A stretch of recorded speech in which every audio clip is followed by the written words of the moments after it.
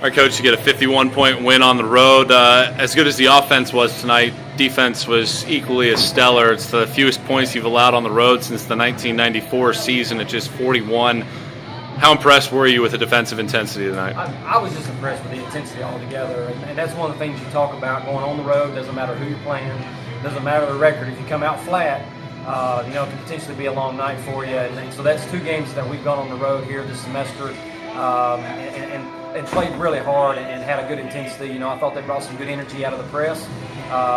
We sped them up. We gave them some looks, but they missed them.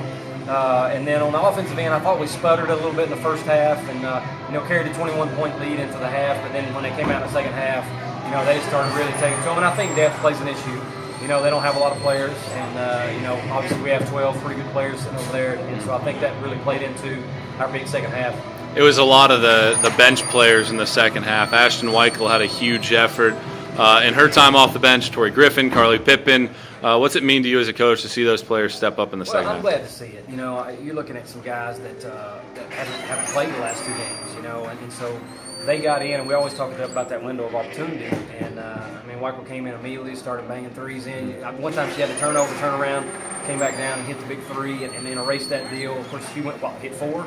Pippin hit 3. We had Tori in double figures, Pippin in double figures.